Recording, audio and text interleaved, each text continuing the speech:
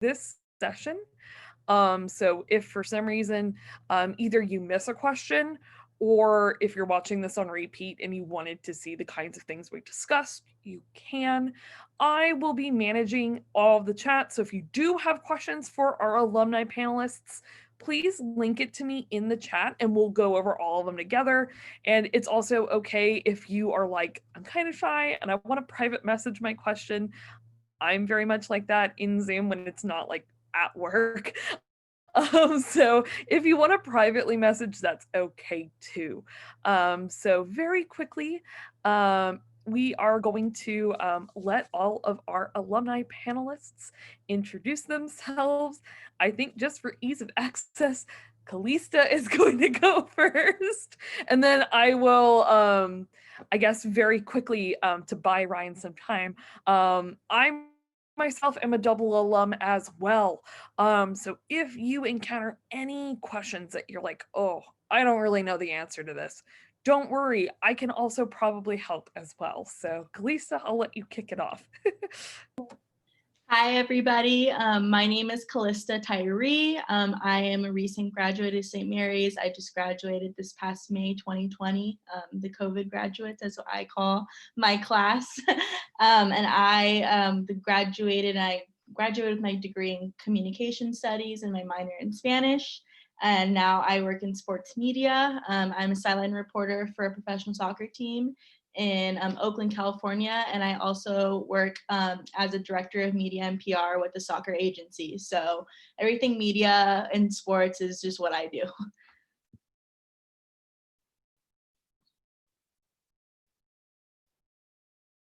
And Ryan or Eduardo, either one of you can pick who wants to go first. I can go first, Eduardo, unless you want to take over. You let me know. All right. Hey, everyone. My name is Ryan. I am just like Calista, where I just graduated last year, class of 2020. I had a few classes with her, so her and I know each other very well. I am in the tech sales space. So after St. Mary's, I got involved with a company in the payment space called Go Cardless. We are a competitor of PayPal and Stripe, some bigger name companies. What I do is I help companies get off of credit cards and use bank debit. So if anyone's interested in the tech space or sales, I'm the person to talk to. I graduated with my degree in mass communications and I minored in finance. So that's the business side for me. And I'm also a member of the board of a group called International Business Communication Advocates. So what we do is we help college students find internships and jobs right out of college that they may be interested in. So I'm connected to 300, 400 plus individuals in the San Francisco Bay Area. So if anyone's interested in internships or just chatting with a professional that's been in the space for 10, 15, 20 years, I would definitely love to help you guys with that. So don't feel shy to reach out. Eduardo, I'd love to pass it over to you. Yeah, so my name is Eduardo. Everybody calls me Eddie. I graduated from St. Mary's in 2017. My wife graduated in 2015. She's actually out at the store right now with our newborn. She was gonna hop on, but she's a little preoccupied. But I actually work in the tech industry as well. I've been working sales in tech for about 3 to 4 years now. And I actually work for a cybersecurity company, so that's kind of where my field is right now, is cybersecurity. I graduated from St. Mary's with a degree in communication. Didn't minor in anything. I paid my way through school. I actually used to have a small business detailing cars while I was in school, and I was also working another job at the same time. So I was gunning the whole time over there. It was a rough time, but it was fun. Yeah, that's pretty much it for me right now. It's funny, Eddie and I graduated the same year, but I stayed for a master's. So I graduated in 2017 and then again in 2019. So we're going to start with a question that I think is very personal, but I think could be very relevant to the students tuning in. And it's really simple. What drew you specifically to SMC? You know, was it a particular program, or, you know, were you just one of those people that you got on the campus and you're like, I like the vibe here. I want to go to school here. Because I've met folks that kind of, fall in either story. I could start if nobody else wants to start. So my story was I'm a transfer. I transferred in my junior year to St. Mary's in 2018. Before that, I was playing soccer at a different college across the Bay Area in Palo Alto. But decided to just because there was no communications degree at my school. It was so small. It was basically I was just there for soccer. And realizing that I kind of needed a job when I graduated, I decided to like quit soccer and just go to a new school. So I went to community college for a year, got my AA in communication studies. And then when I was picking schools to transfer to, I was basically looking at location and just connections within the sports community. And obviously being from the Bay Area, knowing that St. Mary's is right in the East Bay in Oakland with the Warriors, with the Raiders, with San Francisco 49ers, with San Jose Earthquakes, like we are in the hub for sports in our area. So it was super easy for me once I saw that St. Mary's had connections with a lot of Bay Area sports teams, that this was a place where I could easily find somebody, mentor with somebody that had a good job with them, had previous experience in the sports media industry. And that's what basically drove me to go to St. Mary's. Yeah, I will piggyback off of that. And the reason that I chose St. Mary's was because I don't know where all of you are from, but I'm kind of local in the area. I grew up in a town called Clayton. So if any of you are familiar with that, we're about 20, 25 minutes away from Moraga. So St. Mary's was the closest school for me. And I also went to a Catholic high school. I don't know if any of you are familiar with De La Salle, but it is a LaSallian high school as well. So the transition to St. Mary's was pretty swift. Although I also went to Diablo Valley College in between. I went to community college for 3 years to sort of figure my life out. I traveled, I worked. It's funny, Eduardo brings up car detailing. I actually have my own car detailing company as well. So that's kind of interesting. So I started doing that, and then I decided I needed to get back into school. So I went to St. Mary's just because it was close to home, great campus, small, intimate classrooms where you can feel like you can really get to know everybody. And as a transfer, that was something I wanted to do because both of my parents went to pretty large universities. So I wanted to be in a more intimate space where you can really get to know people. And being a transfer, that's the biggest thing, to get to know people. So again, Eduardo, you can take it over. I'll pass it to you. So me and you are really similar. I went to De La Salle, graduated in 08. And then from there, like I said, was working. So I put myself through DVC. I actually grew up in Pittsburgh and Antioch, so I was going to LMC for a little while, and then I transferred over to DVC when I kind of saw an opportunity to work towards going into police work was actually my original plan. So I have an associate's in administration of justice. But along the way, time has changed that idea of what I wanted to do. So being that I went to De La Salle, I had met my wife when she was on her junior year at St. Mary's. And so I went onto the campus and saw the campus and I was like, oh, wow, this is, really nice. And then all of a sudden she's asking me questions about like religious study stuff, and I'm able to answer those questions. And I'm just like, why didn't I do this sooner? So I went ahead and applied, got in, and, it was just one of those things where it worked out. Yeah, no, it was so funny when you were saying, I'm from Pittsburgh, I'm from Brentwood. So I probably, no joke, live probably, 15 minutes with traffic from wherever you grew up. That's why I was like, hey, but I muted myself so I didn't make any noise. Just to buy us a little bit of time, because I see that we do have quite a few questions in the chat. I had a very similar experience to all these folks here that were like, you're just kind of inherently drawn to the campus. I'm the first person in my family to go to college. So none of my parents, none of my grandparents, no aunts and uncles ever went. So it was kind of exciting. And of course, being at St. Mary's, I was like, is there gonna be, some kind of support network, or am I just gonna go on my own? How does this work? And thankfully there is a support network. So if you are a first gen student, please don't hesitate to hit me up. I will walk you through the whole process. Like when gosh, when Eddie and I were growing up, first gen wasn't really a term that was used a lot in education. When I was growing up, I assumed first gen meant first gen American. And I was like, oh, I'm second gen. Like, I don't qualify for this program. And they're like, no, did you have parents that went to college? I was like, no. It's funny, we have a question in the chat that was actually going to be the question that I was going to ask anyway. But somebody asked, can you ask all the panelists what their favorite memory of being an undergraduate at St. Mary's was? So that's really funny. Someone PM'd me that question and I was going to ask that anyway. And Calista, you can go first if you want. If you're tired of going first, you don't have to. I'll let y'all work. We'll just continue with the order. I think that's just what's best. So yeah, I'll go first. I'd say I'm gonna have two things. So definitely what Ryan emphasized on was the small class sizes at St. Mary's. Definitely on my senior year, we were all, this is a specific class with Ryan, we were in communications class, and the classes are pretty hard actually when you get to your senior year in comm studies.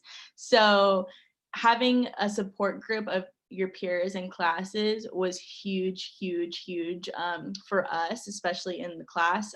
So just making friends and like studying together and being able to like hang out to like outside of class was like super fun. So just like the small groups that you make in order to succeed in your classrooms was really cool. And then the second one was definitely Jan term traveling. If you guys don't know what Jan term is January. Obviously, you have the choice to either study abroad or take like a month-long class. Like it can be a super fun and easy class going just for the month of January. My first year at St. Mary's, I just took a leap of faith and I went abroad to Central America with like a group of strangers, obviously, that I did not know. I was brand new to the school and it was like the best month of like my whole college career. So I definitely recommend that you guys study abroad if you get the chance and if you're able to, because it's you're going for school, you get class credit for seeing a different country, and it's super cool. That, Calista, you took the words right out of my mouth. That's exactly what I was going to say next, is that my last year at St. Mary's, because I only went for 2. So my second year at St. Mary's, I was able to go to India for Jan term. And it was the coolest experience I could have ever asked for. When I was in DVC, I actually studied and I lived abroad in Spain, and I lived in Europe for 4 months. And I told myself I loved traveling. I wanted to do it again. And St. Mary's provided me the opportunity to do that with Jan term. But for some of you, I don't know if you've ever been out of the country or not, but Jan term is perfect because it's not too long, because I felt that 4 months, the first time I did it, was a little bit too long away from home for me. So 1 month was a perfect vignette of, you get to see the place, you get to learn about it, you get to try the food, you get to be there for a month, but then you get to come home and then see your loved one and your family members and be in a space that's comfortable for you. Being in that, different culture is just world shocking. You'll never experience anything like it again. And then, the second thing that really comes to mind is being a commuting student. I lived at home and I commuted back and forth to St. Mary's. I would have class study sessions at night where I was the only person that was commuting. So a lot of the group members that I was working with would be living on campus, and they'd invite me over to the dorm, or they'd invite me to their apartment, or just hang out in the quad. And for me, that was a great experience because it's a lot better than just going to class and going right back home. You get to really build fun relationships. And I couldn't envision myself doing that at a different school where it was a lot bigger. St. Mary's is the perfect opportunity and perfect culture for that to, really develop, being able to foster those relationships. Yeah, just to kind of go in with all that, because it's funny that that's what you guys brought up. Like that's the same thing I was gonna say. So for me, I did Jan term in Brazil with the Dirt Crew.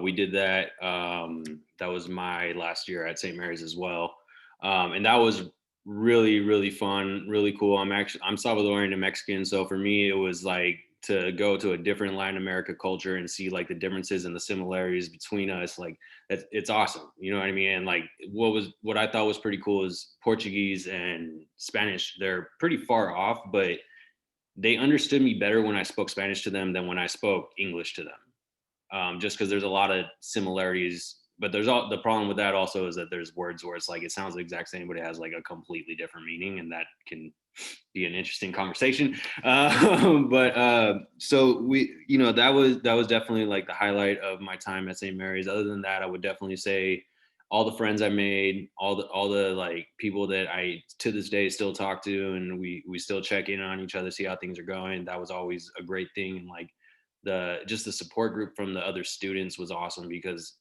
like they're saying, we have those study groups where we're trying to figure out, what the answers to questions are, or like how we're going to write this paper. We're bouncing ideas off of this paper to each other, things like that. That was really cool. But I think one of the other things that like it goes in line with what they're saying about it being such a small school that I really, really liked about St. Mary's, and why I was so willing to make that jump, especially coming from De La Salle, was knowing that I would have a close relationship with my professors. And what's really cool about that is when you come into a situation where, say, something happened where it looks like one way, but it's really another. And like, you can't really convey that over a message. You have to like talk to them. So you have to go into their office hours. And like, that's really helpful. And then like, when you don't understand a certain subject or something like that, you could go into their office hours, and they're always there and they're always willing to help. And I know like I had times where I would go to Ed Taiwaniak, who he wasn't even my professor at the time, but he was mentoring me. And so I would just go to him and talk to him for like an hour, and then like walk away and feel like I just gained a little bit more just from that conversation. Yeah, and I think that kind of to speak to what you were talking about, Eddie, it's very common at SMC to spend a very extended amount of time in office hours. And what's funny is I didn't realize how interesting and how unique that was to SMC. I had a friend growing up who was like a really close childhood friend who ended up going to Berkeley, and she like vaguely knew her professors. She kind of knew what their personalities were like, but she was like, they're booked for like 2.5 weeks solid if you want to get office hours. There's actually a wait list. And I was like, oh my gosh. But I think part of that is we are a much smaller school, but it's kind of in keeping with the LaSallian tradition of, the educators are more peer-like and less trickle down, if that makes sense. I've been getting a lot of questions that are very similar. So we will circle back to a couple Jan term questions, but I did want to address, we have a few questions that are saying, if you could describe the community of St. Mary's in 3 words, what words would you pick?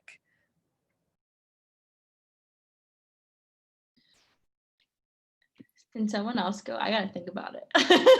That's a really good one. To be candid, I don't know if I could come up with 3 right now, but I think the first one that comes to mind is intimate. And the reason that I say that is because we keep touching on this point, but when you're at St. Mary's, you'll really understand what that means, is that you'll have in the high school that Eddie and I went to, and most high schools are like this, the teacher or the professor sits in the front and rows of students are behind. At St. Mary's, a lot of your classes are in a rectangle, or even there's a class called seminar where you sit in a circle, where your professor is like we've mentioned earlier, is a peer, and sometimes they will let the students direct how the conversation goes. And it's less of lecturing at you, it's more of conversing and conveying, how can we as a team tackle this topic? How can at St. Mary's, a lot of professors, they don't want to be the ones teaching or facilitating. They want the students to drum up that interest and say, this is what we're interested in, this is how we're going to focus our attention today. And that's one thing that I loved. Another one, I don't want to take too much time, but another word that I'd come up with is innovative. I think that the way St. Mary's goes about the educational system is a lot more unique from anything else that I had ever experienced before. Just adapting towards the students, as opposed to just sticking to a specific lecture plan or a specific trail of educational exercises. Professors will say, hey, what do you guys find interesting? What do you guys want to talk about? I don't want to sit here and bore you guys. You guys are paying good money to be here. Let's talk about what you want to talk about. What's really impactful in your lives and in your daily, every day. So we talk about those things. We'll take social breaks. Instead of learning about what we're going to learn about, we'll say, hey, an important event today happened in history, or here's what's happening socially that you should be aware about. So things like that, I think, are really impactful to take you out of, hey, I'm just a student. No, you're more than that. You're an individual that needs to be up to date on social things, that wants to be well-rounded. And St. Mary's really gets that. I definitely agree with the word intimate. And then the other two that I'm going to throw in there are prideful and focused. Prideful in the sense that I was involved a lot with the sports, obviously, with St. Mary's, and basketball, soccer, baseball. They're all huge points of the campus of St. Mary's. The athletes are, peers among you that you become your best friends. Honestly, they're just the nicest of people, and just the pride that St. Mary's has for its own community. Like, it's an easy way for you to get involved. I know, like, for me, obviously being a sports person, it was so easy for me to find a community within, the sports arenas, just because that's just who I am as a person. Obviously, that was a way for me to connect to the campus as a transfer student. And I went in and I was working for the NCAA Division I men's soccer team. Like, that's insane for me. And then to be able to go to Gonzaga and St. Mary's basketball game, which is NCAA tournament level games, you know what I mean? So that was really cool, prideful for that. And then focused. For me, going to St. Mary's, it was kind of just like a mission. Most transfer students are kind of like, give me my degree and, like, let's go, like, come on.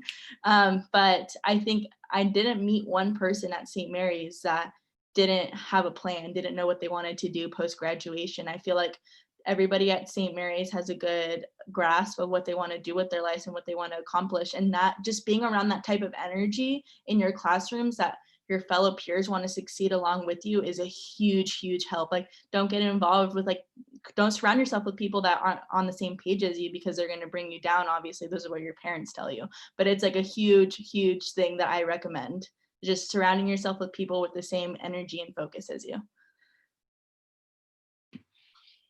Yeah, so definitely gonna stick with intimate as one of the words, just considering how small the school is and how close you get to everybody there. Hard. It's very hard, especially, I know for me personally, I had like mental breakdowns every like beginning of the quarter, because it's like you're just seeing all the work you have to do and you're just like, I don't know how I'm gonna get this done, but you get it done. And I think I had a third one and I lost it, so sorry about that. But I think the main point is that it's a life-changing experience. It's something, coming here, that you're gonna meet people that you are gonna have in your lives for probably the rest of your life, because they're just gonna be intricate. And I think it's one of those things that, yeah, you could experience something similar at every other college, but it's hard to explain the camaraderie that comes up within this school. Yeah, I think, oh gosh, if I had to come up with 3 words, it's hard, right? I would say compassion, or compassionate maybe, as an adjective. Also, like, close knit, and resourceful, I think, is the other one I would pick. I was a resident advisor while I was here, so I had to kind of mentor a lot of people. You would usually have about 100 people, give or take, in a hall, depending on what your grade level was at the time. But what's kind of interesting about St. Mary's, and you've probably gotten the gist of it from all of our alumni speaking, it is very close knit. It is not unusual at all that you will bump into somebody and it's going to be, the same person that you bumped into a couple days before. It's very often that you'll see people that have very similar schedules to you, and that because they're leaving the dining hall as you're entering, or vice versa. But it's really easy to strike up a conversation with people, I think, on campus, just because it's so small. So you'll run into a lot of similar people. Someone asked a really interesting question, and I think I know the answer to it, so I'm going to answer it. One of the questions says, when you travel abroad for Jan term, do you stay with a family? And the answer is it completely depends on the trip. So I know someone who traveled to Kenya, and I know another person who traveled to Rwanda. My friend who traveled to Kenya stayed with a host family. It was a Lasallian based trip, so lots of like service work. And my friend who went to Rwanda stayed with a whole group of I think during her trip it was all women, and they were working at an all girls school, but they all stayed together. So it kind of depends on your trip. For our alum that have traveled abroad, what was your experience with that? Did you stay with a host family, or did you kind of just stay with other fellow SMC students when you traveled abroad? So for me personally, because it was a Jantrum class, we traveled as like a 20-person class. And we went to 5 countries in Central America. We started off in Guatemala, then we hit Belize, and then flew into Costa Rica, and then ended up in Panama after that.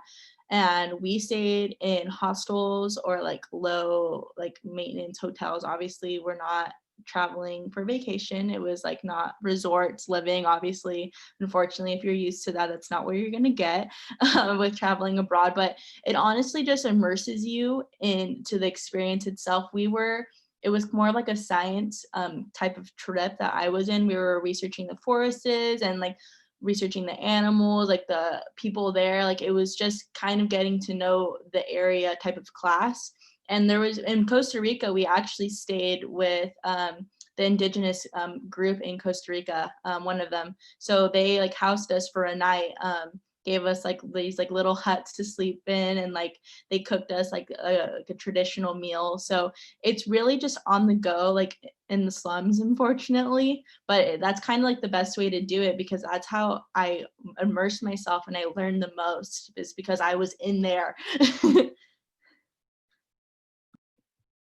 Yeah, absolutely. I think that that For is sure. the right way to look at it, is that St. Mary's, the way you want to travel, especially being a student and going to learn and to immerse yourself, is by doing it the same way that the people that live there do it. How do the majority of the individuals that, for me, for instance, I was in India, how do the majority of the people that live in India go about their day? That's how we sort of viewed our travel. So we took overnight trains that would, you'd be in a bunk, in a train bunk with 6 other people, 5 of which you don't know. It might be you and your roommate. And that, segues me into my other point, is that for our trip, we would stay in hotels, and there was 24 of us on our trip. And then we had our professor, Mr. Nori Palmer. He's great. If you ever take a class with him, he's fantastic, hands down. And then we had a tour guide. So there was 26 of us all together. We traveled every single day. We were always together. We always did group activities, and we'd stay in hotels, and we had one roommate.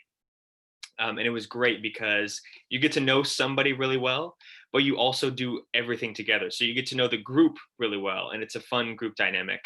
But yeah, we would take overnight trains that you'd be with 5 other people that you'd never met before in your life, and you're in a 8x12 bunk with them. And then we'd stay in these hostels that were run down. And while it wasn't great, the one place that was great that we went to was, there's a state in India called Udaipur. And we actually, our tour guide is friends with the king and queen of the state there. And it'd be like living with the governor. It'd be like living with Gavin Newsom for a night. We were able to stay in his palace. So that was upper echelon. That was very, very nice compared to everything else that we stayed in. We got to stay in the palace, but you do it the way that a college budget calls for. But you learn so much about yourself and about the culture that way, as opposed to doing it, the bougie way, if you will. And just to like note on the relationships, like the relationships that you gain from this trip, like my roommate that I live with now is the same person that I went on this trip with. Like we're like going to be lifelong friends now, due to seeing each other at our worst with like not clean clothes, like in the middle of like the jungle, you know what I mean? Like these are like the lifelong friendships that you are gonna like love for the rest, like people that you're gonna love for the rest of your life, honestly. So you guys had a little bit nicer trips than I did. Dirt, you guys will find out eventually when you learn about it. It is the most immersive program, because we basically go and we spend time For instance, in Brazil, we went to the Amazon and spent a month in a village in the Amazon. And we slept, all of us, it was like 22 to 24 of us. We all slept in this big hut with hammocks. And we worked. That was what we did all day. Is I think what we did was we tore down a chicken coop that the class before us, the year before us, had put up, because basically it's called a maracajá, and that's like just a big cat, right? And so that went in and ate a bunch of chickens, and it messed up the chicken coop. So we had to tear it down and rebuild it. So we spent the month rebuilding a chicken coop. So like I remember one day specifically, we transferred like 2 tons worth of sand about 1.5 miles up the hill, from the beach up to where the chicken coop was. So that was a eventful day. But one of the things to remember about St. Mary's and about these trips in general is like a main Lasallian core value is to enter to learn and leave to serve. And that's what we're doing, is we're learning about their culture, we're immersing ourselves into their culture, and we're helping serve. We're doing what would be right, and like what we're there to help. And that was kind of my experience with it. It was definitely a really transforming. I actually got an award for most transformative experience. So it's something that like you definitely take with you for the rest of your life, and it changes you for the better. Yeah, I agree. That is one. If I could go back and do something different, I would have, if I could have, traveled abroad. When if you watching this either from home right now or on rewind, if you are a resident advisor, you can travel during January terms, but you cannot travel throughout the year. And I had an opportunity to travel and I didn't take it, and I regret not doing it. But it made sense at the time, and I don't regret not going. But if I could go back and relive it, I would definitely go. Someone asked a really interesting question earlier. Can you travel abroad during Jan term all 4 years, or is there a limit? Yet again, I feel so bad. The answer is kind of, it depends. So for traveling abroad, the university tries to dole it out as equally as it possibly can. So for example, okay, let's say Eddie and I are students at the same time, right? And I've traveled abroad 3 times already, but this is Eddie's first year traveling abroad. The university wants to make it as equitable as possible. So for example, we have scholarships available for travel abroad, and they're in limited supply.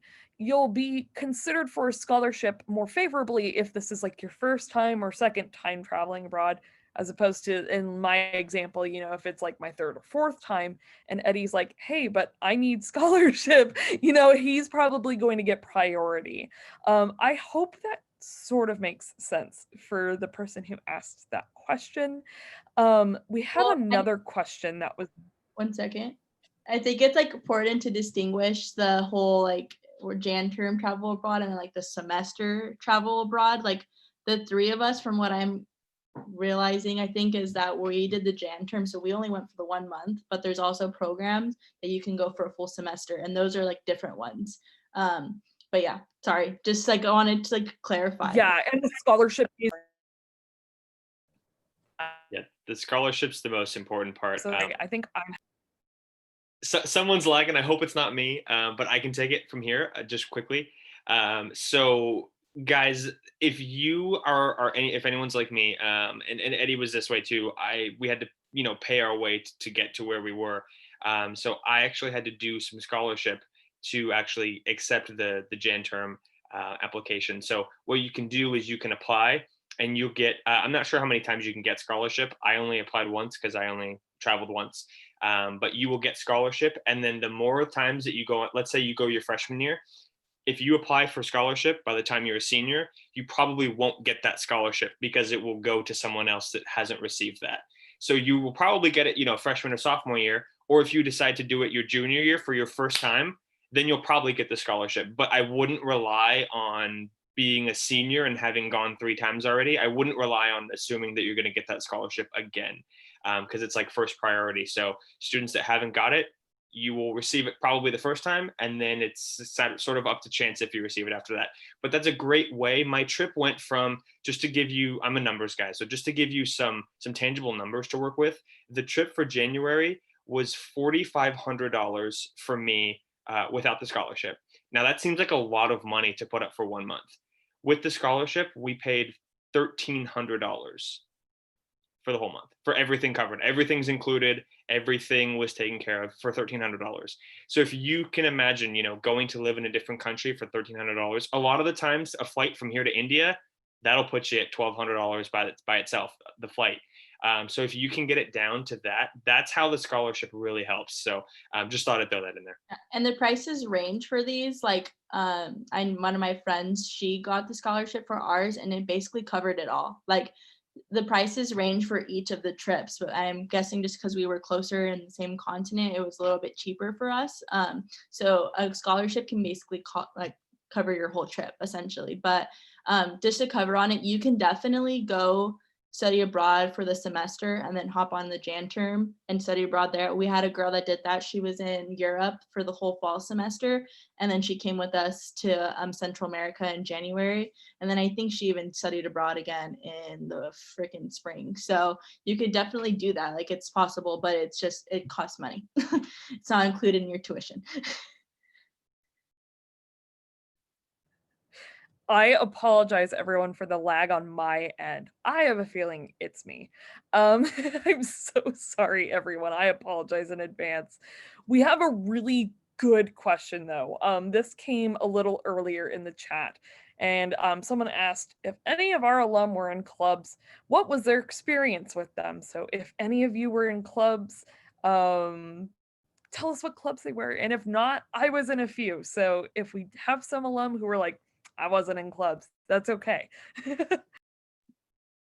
I was in one club that I was just there for 2 years though. I was in the Hermanas Club, which is just a group of Latin women on campus who just host like a lot of Latin events around campus. So that was the one that I was in, but I also recommend getting in club sports through like the recreational center. Like, they host like a bunch of different sports throughout the year that you can join and be on teams for and like still compete against other schools.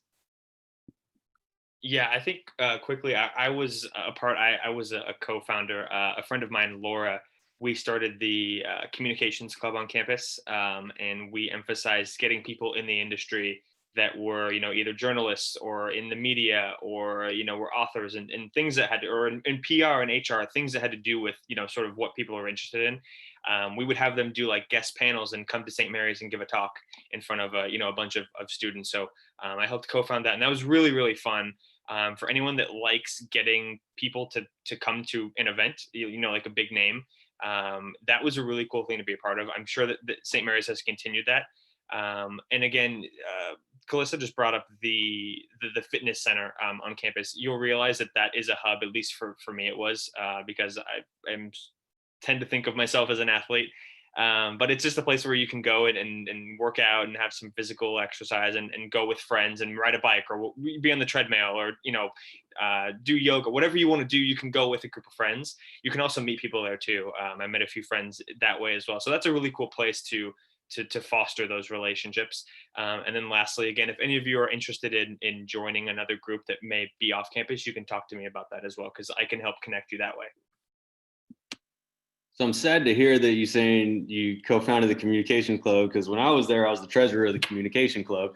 And then, so that must have fell out. And then I was also in La Hermandad when I was there as well. I wasn't very active in that one because I was doing a lot of things, but clubs are great because they help you, like they're saying, they help you connect with other people that have very like-minded, aspects about them. So you could get along with them really well, and you could, help network with each other and help each other's futures out that way. Yeah, and I was only in 2 clubs during my time there. I say as if I'm not still here in some capacity. I'm staff now, but when I was a student, I was in both Pride and Gale Gaming. So if you happen to be either queer or a nerd, you will find a place on campus, I swear. Someone asked a really interesting question that I definitely wanted to get to before we ran out of time. And someone says, do you think you could ask them how out of their comfort zone their experience at SMC was? For those who went to a LaSallian school, did it seem any different? I'm actually going to switch up the order and I am going to go first. Eddie and I grew up in very similar geographic locations. So I went to a very large public school. I never went to a private school before college. And St. Mary's, the undergrad population was smaller than my high school.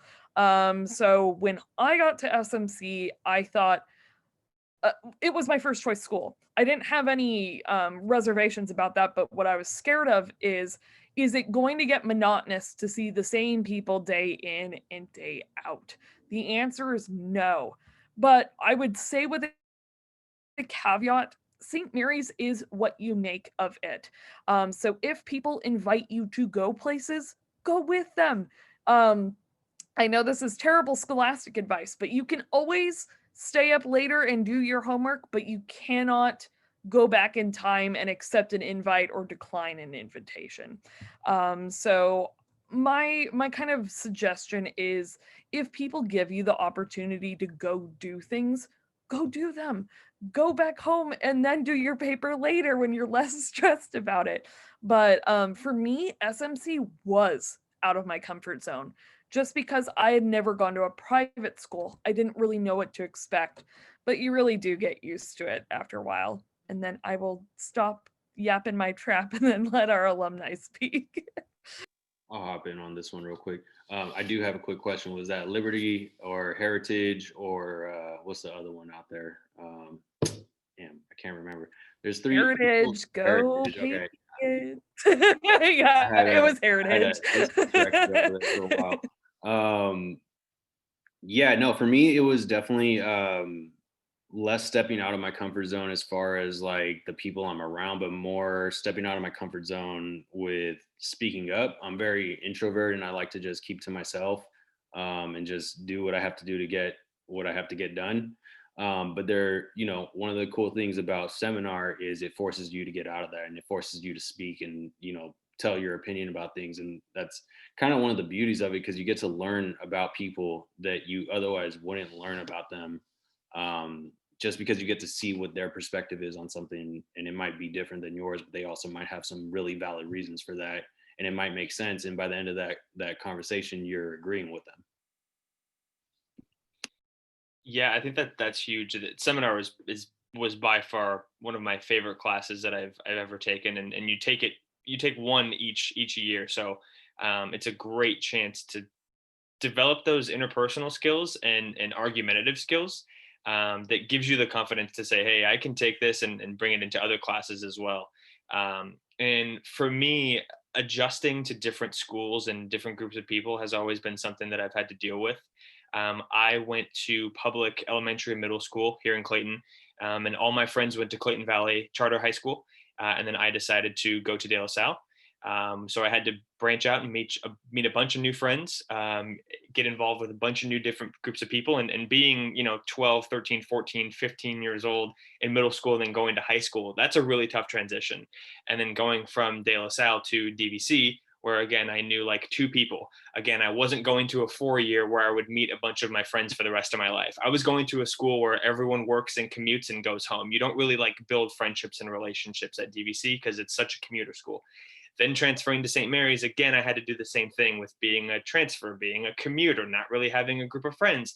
So, and a lot of my friends that did go to St. Mary's from high school, they had already graduated because I spent 3 years at community college. So technically I should have graduated a year before, but I stayed an extra year at community college. So all of my friends I went to high school with at De La Salle, they had already left. So I really felt sort of out of my comfort zone in each of my three stages of schools that I went to, but it gives you a chance to learn a lot about yourself, and you learn, who are the people that I like, who are the people that I'm, sort of getting to know. How can I take those friends that I already have? How can I branch into those friend groups? How can I meet them? How can I be connected with them? Events, things like that, that we go to. There's an alumni dinner that I went to each of my 2 years. That is fantastic. I can't wait to be a part of that one day. You go and you meet people from different industries, and you sit at the table with them and you have dinner with them and you just sit and ask them questions. I can't recommend that enough. I met so many people that way. That is honestly how I met probably the most friends. I was going to that, but yeah, being in transition from three different schools is a difficult thing to do. So, but it's not impossible.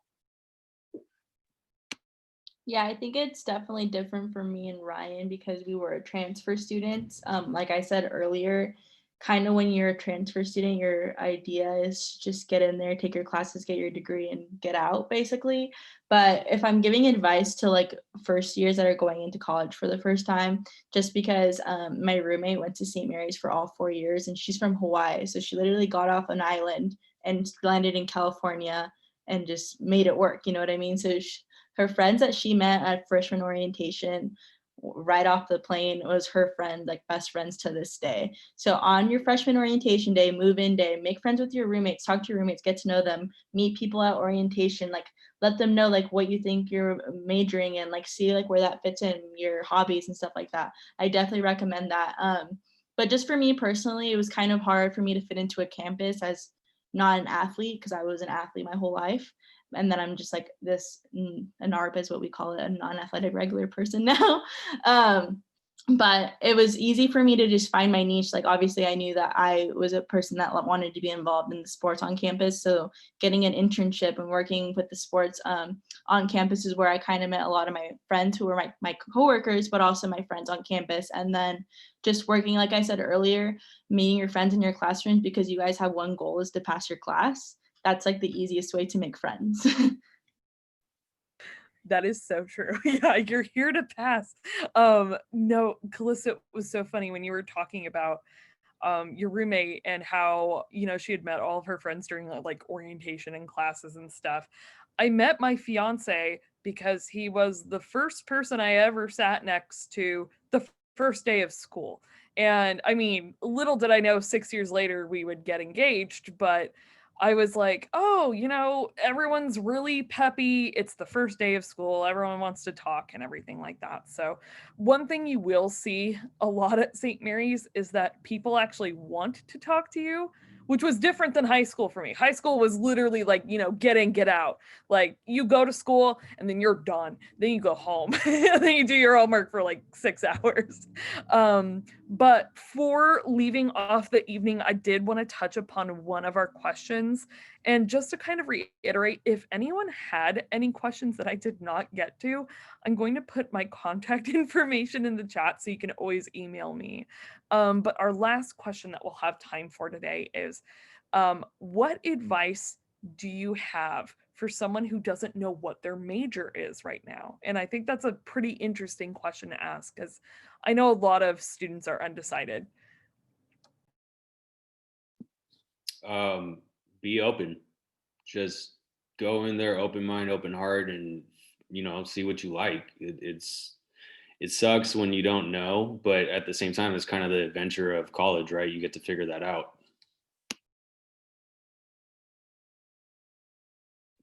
Yeah, Eddie, I think that's a good piece of advice. It's just sort of, it's going to take time to figure it out. Listen, I still don't know what I want to do for a living. I still don't, I think every day, what do I want to do next? What's to come next? So don't think that you have to have everything figured out.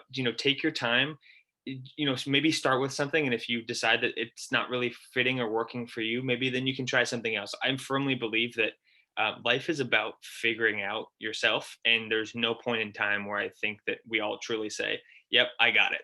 I think it's always about putting together the puzzle pieces, and you need to try stuff to figure out that it's not for you.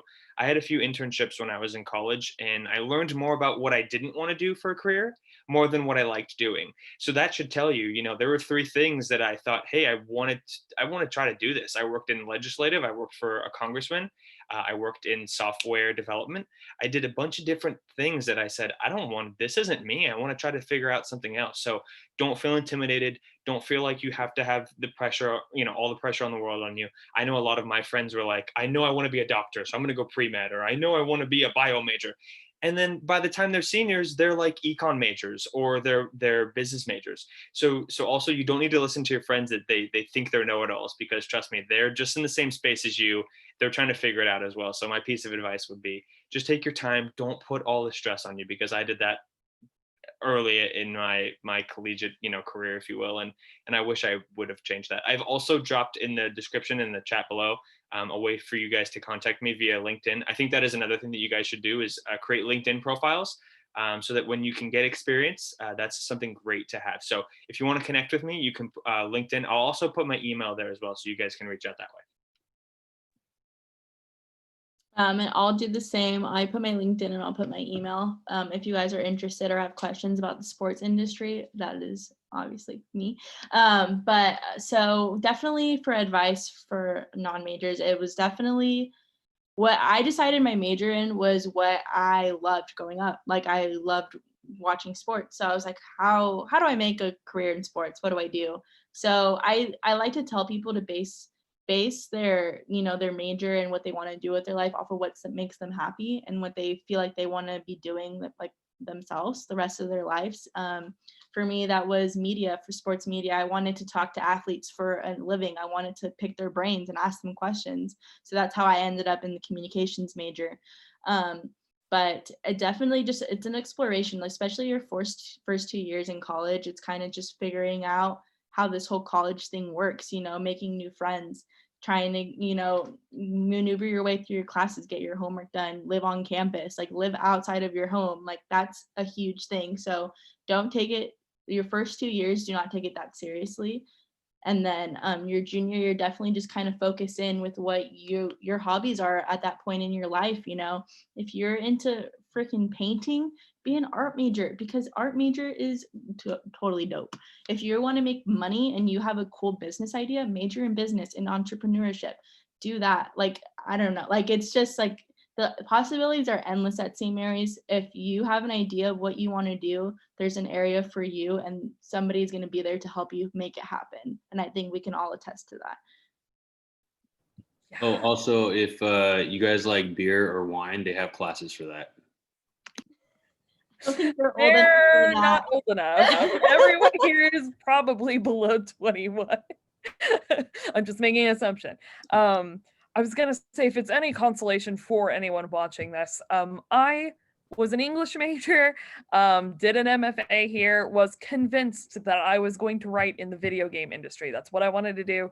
Still a pipe dream, but it's not what I'm currently doing. But that doesn't mean that, just because we're currently doing a venture that isn't our major or, had really nothing to do with what we learned, doesn't mean that we're all unhappy with where our careers are. It's just when you grow up, you'll realize that different opportunities present themselves.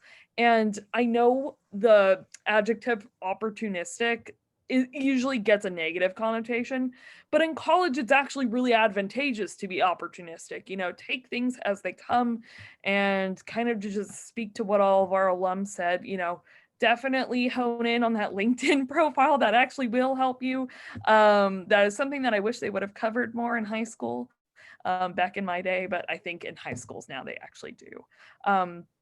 Very quickly before we conclude our evening, I just wanted to say thank you so much to all of our alum tonight, because it means a lot to me as a fellow alum and, an admissions counselor here, that you all took time out of your evenings to spend it with me. And so if you all have any questions at all, please feel free to email me. Email is by far the best way to reach me. And I did want to address this because I got a few questions about this. We do have in-person tours. As of yesterday, we have 8 spots available for February. So if you want to tour SMC in February, please, hustle on over to our page. And there will be links on our website to do so. But I just wanted to urge you all, take time to take care of yourself, decompress, walk away from the computer, kind of chill out, play some Animal Crossing, do whatever. But thank you all so much. It means a lot that you all came out tonight. So thank you all so much. And if you have any questions, please feel free to reach out. Yeah, I just have one more thing that I would like to add. All right. If any of the students Perfect timing. I almost hit end. Okay, perfect. Yeah. So just quickly, I think I don't think this question was asked, but I think the main piece of advice that if I could go back and be a freshman or a senior in high school and tell myself would be start as early as you can to think about, Calista already talked about this, but think about what you like doing and think about how you can gain experience in that. Because once you realize when you graduate, the workforce, especially right now, people need to see that you've had an internship or you've had part-time work. Or no one ever told me, a lot of times people will say, okay, focus on school, and then when you graduate, figure it out. I would say focus as much as you can on school, but also think about what you want to do post-school, so then you won't feel as confused once school is over on what to do. So just gain as much experience in an interest that you have as you can, because then that will boost your resume. And then once you graduate, you'll say, okay, I kind of know where I want to go. I unfortunately was like, I have no idea what I want to do now. And now I have to scatter to pick up the pieces. So the earlier you start figuring out what you like and how you can get some experience, volunteer or take an internship, that stuff's going to take you so much farther than if you just focus on school and then, worry about career later. So I'd say a little bit of both is really healthy. 100%. And don't feel like you Sure. need to have the full-time job with the salary and the health benefits right after graduation. 100% of the time it is not like that unless you are getting a job from your parents. Obviously, like, it just doesn't happen most of the time. Do not think that your life is over, because that is not your reality after your graduation. Like, you're going to be in your young 20s when you graduate. There's so much life ahead of you, and experience after you graduate. Yeah, for sure. And oh my gosh, I was gonna say something. Totally can't remember what it was. It was relevant though. I can't remember. If it was important, email me. Best way to reach me. Oh, I remember what it was. It actually was important. Career and professional development services on campus helped me so much with getting internships and job interviews. Every single job I ever had, besides a very short stint working at Target, I have had because of CPDS. And that is also how I ended up in this job. So if you're interested in the career and professional development services, hit me up via email and I will walk you through all of that. They're very helpful. And once you're an alum, they're a lifetime kind of benefactor for you. So if you, get laid off, or if you leave a job or something like that happens, you can always go back and they can help you rework your resume or kind of job hunt for you. So thank you all so much for coming. And I am going to conclude the event this time, but thank you, Ryan, for interrupting me, because I'm glad that you brought that up. Thank you. Bye, guys. Thank you all so much. Cheers, everyone. Have a good one.